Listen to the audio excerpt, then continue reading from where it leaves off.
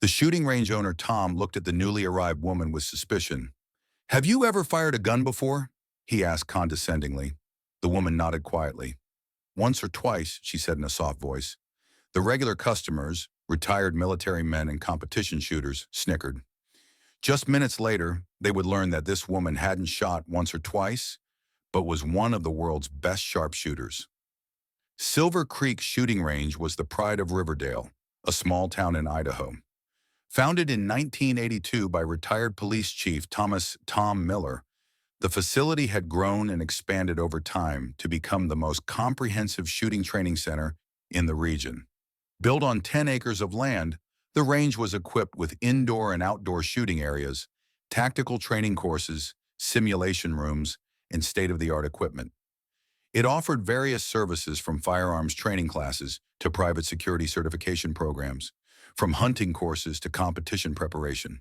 Tom Miller, 63, with his overweight body, gray hair, and the plaid shirt he always wore, was one of the familiar faces in town. He had lived his life surrounded by firearms, first in the Army, then in the police force, and now through his own business. He was skilled in using almost every type of firearm and enjoyed passing this knowledge on to his customers. However, in recent years, he had been more involved with the business side, leaving daily operations to young instructors. The range's most valued customers were a group who called themselves the Alpha Shooters. This six-man group, mostly retired soldiers or police officers, would meet here almost every Saturday, organize competitions among themselves, and boast about their shooting stories. With their expensive weapons, custom-made equipment, and hierarchy they had established among themselves, they had almost a special status at the range. The leader of the group was James Carter, a 45-year-old former Army member. Having served in Afghanistan and Iraq, Carter was tall, muscular, and always well-groomed with short hair. He typically wore tactical pants, custom shooting shirts, and multi-pocketed vests. The confident look in his eyes and the military discipline in his posture made him immediately identifiable. James's right-hand man and closest friend was Mike Thompson. At 42, a former SWAT team member, Mike had a short, stocky, but powerful build. With his red hair and slight red beard, he stood out in the group. He always carried his latest model AR-15 rifle and boasted about his accurate shots at various distances. The other members of the group had similar profiles.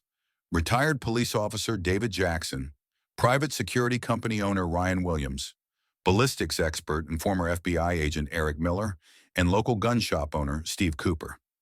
They all saw themselves as experts in guns, tactics, and shooting techniques, and generally took a superior attitude toward novices coming to the range. Silver Creek Shooting Range had women among its regular customers, of course, but the Alpha Shooters still viewed shooting as largely a male domain. They approached women coming to the range, especially beginners, either with an overly protective attitude or with slight condescension. That cool Saturday morning in April was like any other. The sky was clear, the air was crisp, perfect weather for the shooting range. The Alpha Shooters had arrived early as usual, securing the best shooting positions and setting up their equipment. Each of them carefully cleaned their weapons, adjusted their scopes, and attached their latest model accessories while joking loudly among themselves, talking about their previous shots or old mission stories. The range owner, Tom, was joking with them, serving their coffee and showing more attention than he did to other customers. After all, they were not just good customers, but also prestigious shooters who enhanced the range's reputation. On a day when the Alpha Shooters were at the range, others would often come to watch them, which served as useful advertising. "How do you like this new loophole scope, James?" asked Tom as he approached the group. "Was it worth the investment?" James proudly showed off the latest model optical scope mounted on his rifle. "Amazing clarity, Tom. You can see a quarter at 600 meters. It's a bit expensive, but definitely worth it." Mike chimed in. "But that scope requires a good shooter, doesn't it, James? Last week at the 500-meter outdoor shot, you were all over the place." The group laughed, and James gave Mike a fake angry look. "That was from the wind, and you know it very well." Tom smiled and left to attend to a few newly arrived customers. The usual morning routine continued. At the range, there were regular members, novices taking shooting lessons, and people just wanting to spend their weekend with a fun activity. Instructors were explaining safety lessons in the indoor areas, teaching basic principles to beginner-level shooters. Around 10:30 a.m., the door of the shooting range opened, and a middle-aged woman entered. This woman, who appeared to be in her 40s, was of medium height, slender, and plain-looking. She wore worn jeans, a simple black sweater, and a light brown suede jacket because the air was cool. Her brown hair was pulled back in a simple ponytail. Her makeup-free face and minimal jewelry made her look even plainer in the overly masculine environment of the shooting range. The woman approached the reception desk with a small bag in her hand. Tom looked up from his computer and glanced at the woman. Thinking she didn't look like a typical shooting range customer, he asked with a slightly mocking smile, "How can I help you, ma'am?" "Good morning," the woman said in a calm voice. "I'd like an hour of shooting, please." Tom raised his eyebrows. "Sure. Do you have your own firearm, or would you like to rent one?" "I'll rent," said the woman, placing her bag on the desk. "Could I have a 9mm pistol?" Tom examined the woman. She wasn't wearing typical shooter's attire. No tactical pants, no shooting vest, no professional gloves. Just an ordinary woman, probably coming for a one-time experience. "Have you ever fired a gun before?" asked Tom in a slightly condescending tone. The woman nodded quietly. "Once or twice," she said softly, her eyes focused on the forms on the desk. Tom glanced at the alpha shooters. They had also noticed this new woman and were whispering and chuckling among themselves. James openly pointed at the woman, said something to his friends, and the group snickered. "All right," said Tom, sighing. "First, you'll need to fill out some forms. Then I'll give you safety training. If you've never used one before, you need to know how to hold the gun, how to aim, and how to pull the trigger." "Thank you," the woman said simply, "but I can just fill out the forms and start right away."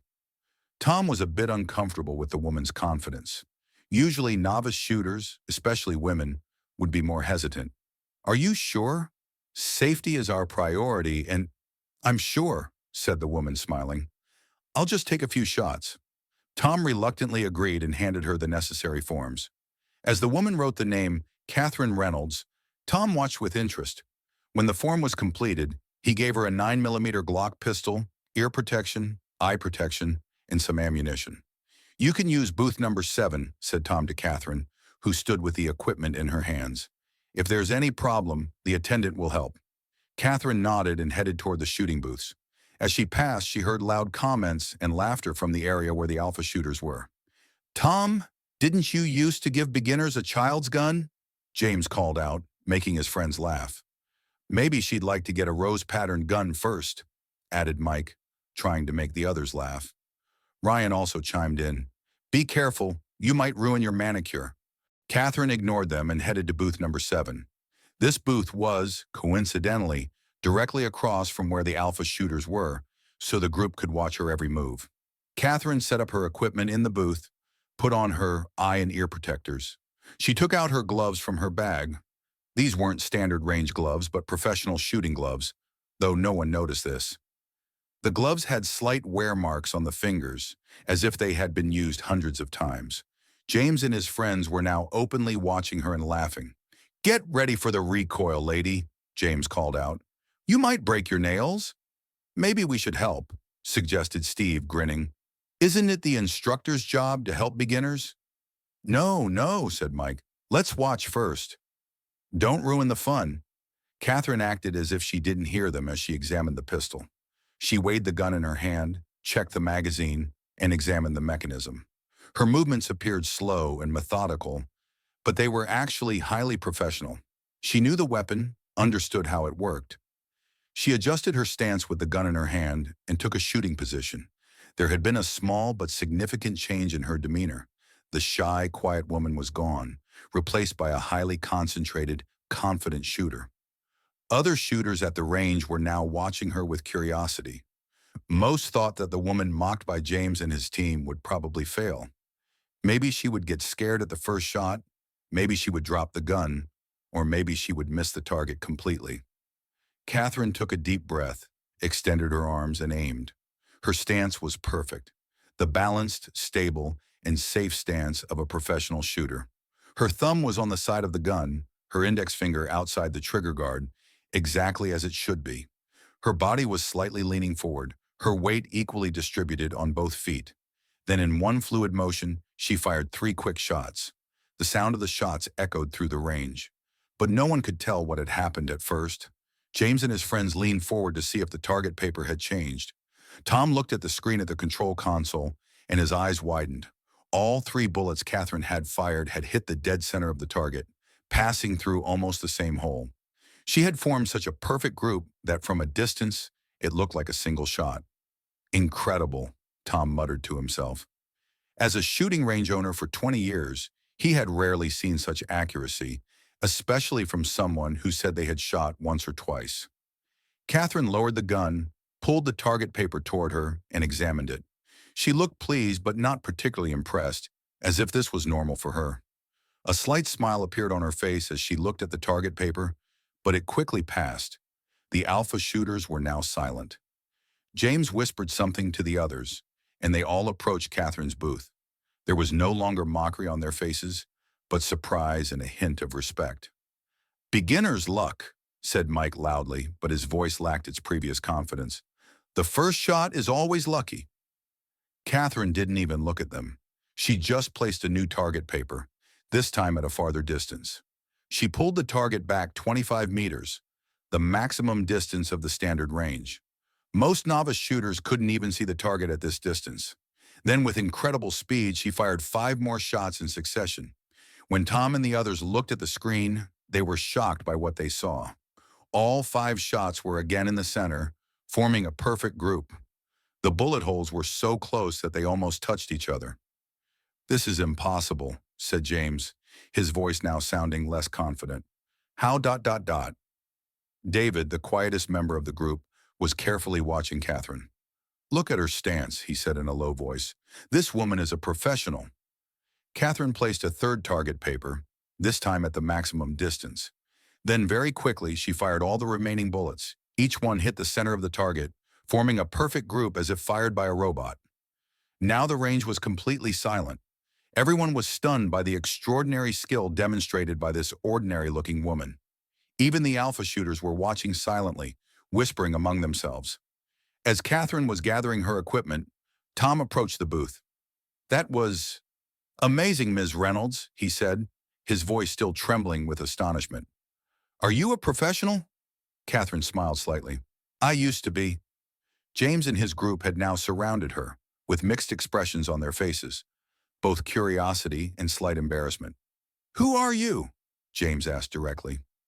As Katherine took off her gloves, a small tattoo on the back of her right hand became visible. The Olympic rings. Tom's eyes widened. You're Katherine "Kat" Reynolds? The 2012 Olympic champion?" Katherine nodded. "Yes, that's me." Everyone at the range was now in shock. Katherine "Kat" Reynolds was a legend in the shooting world. She had broken countless records in the 10-meter air pistol, 25-meter pistol, and 50-meter pistol categories, winning 3 world championships, an Olympic gold medal, and 17 national championships. She had ended her professional career 8 years ago and had almost completely disappeared from public view. I can't believe it," said Tom with admiration. "I watched you on TV. That final shot at the London Olympics, people still talk about it." Katherine smiled modestly. "That was a long time ago." "But why are you here?" asked Mike, now speaking in a completely respectful tone. "In a small town like Silver Creek." "My niece lives here," Katherine explained. "I came to visit and wanted to get some practice. Shooting, once it gets in your blood, you can never completely give it up." "But why did you act like that?" asked James, now with a respect in his voice that wasn't there before. "Why didn't you say who you were?" Katherine shrugged. "I just came to take a few shots. You made assumptions." Tom blushed. "I'm sorry, Ms. Reynolds. If I had known who you were—" "That's exactly the problem," said Katherine as she gathered her equipment. "You shouldn't have needed to know who I was. Everyone deserves respect, no matter how inexperienced they may appear." Her eyes turned to James and his group, especially beginners in this sport. James and his friends now looked genuinely embarrassed. The alpha shooters apologized, shuffling their feet. James looked particularly uncomfortable. "We truly apologize, Miss Reynolds," he said sincerely. "Our behavior was unacceptable. We, we sometimes forget that this sport is for everyone." Katherine nodded, accepting the apology. Shooting isn't just about having the right equipment or muscle strength. It requires concentration, discipline, and patience. And you should never ever judge someone by their appearance. "Could you teach us something?" asked Ryan hesitantly. "I mean, if you have time, I'm sure there's a lot we could learn from you." Katherine thought for a moment. "Maybe. I'm here for another week." Tom, still somewhat embarrassed, approached Katherine. "Ms. Reynolds, if you'd like, maybe you could give a demonstration or workshop here one day. Our young shooters could learn a lot from you, and it would be a great honor to host a legend like you." Katherine considered, then smiled. "Actually, that might be nice, but on one condition." "What's that?" asked Tom. "Start a special shooting program for women, especially for young girls. Create a supportive environment for beginners in this sport." Tom immediately agreed. "Absolutely, that's a great idea." "And perhaps," said Katherine, turning her gaze to the alpha shooters, "perhaps some experienced shooters could help, could mentor." James and his friends immediately agreed, almost too eagerly. "Absolutely," said James. "We're ready to share everything we know." A small smile appeared on Katherine's lips. "Great, then let's start tomorrow morning." The next day, Silver Creek shooting range was much more crowded than usual. The news that Katherine Reynolds was there had spread quickly, and people had started coming even from neighboring towns. Katherine arrived early in the morning and organized a simple workshop. She taught basic shooting principles, stance, breath control, and focusing techniques. Most surprising was that James Carter and the Alpha shooters also participated in this training and listened carefully. Even they admitted that there was much to learn from a world champion. In the afternoon, a special session was organized specifically for women and young girls. Many mothers had brought their daughters, and some young women had come alone. Katherine patiently and understandingly showed everyone the basic techniques, dispelled fears, and instilled confidence. "Shooting requires mental strength more than physical strength," she explained to a group of young girls. "Concentration, patience, and discipline. If you have these qualities, you can be a good shooter, regardless of your gender or physical build." As James watched this session from the side, he turned to Tom, who was standing next to him. "You know, maybe I've been thinking wrong all these years. It was wrong to see shooting as so masculine." Tom nodded. "Yes, I think we all need to question our biases. Katherine has taught us a valuable lesson." During her week-long visit, Katherine conducted workshops at the range every day. She shared her professional experience, techniques, and wisdom. Many people saw significant improvements in their shots thanks to what they learned from her. The most impressive change was in James Carter and the Alpha shooters. They no longer had that superior attitude toward newcomers. Instead, they had become more supportive and helpful, especially toward female shooters. Before leaving, Katherine advised Tom on changes and improvements that could be made at the range. She suggested renovating the women's locker rooms and toilets, providing guns suitable for smaller hands, and organizing more training programs for beginner-level shooters. "Everyone can enjoy this sport, Tom," said Katherine before leaving. "We just need to give them the right opportunity and the right support." 2 weeks later, the Shooting for Everyone program was officially launched at Silver Creek Shooting Range. Katherine Reynolds came back specially to attend the program's opening. She gave a small speech at the opening. "Shooting changed my life. It taught me discipline, focus, and self-confidence. The beauty of this sport is that everyone, young, old, woman, man, has the potential to reach the same skill level. What matters is not your muscles, but your mind." The program attracted great interest, especially among women and young people. Every weekend, people of different ages and experience levels met at Silver Creek Shooting Range, learning new skills and gaining confidence.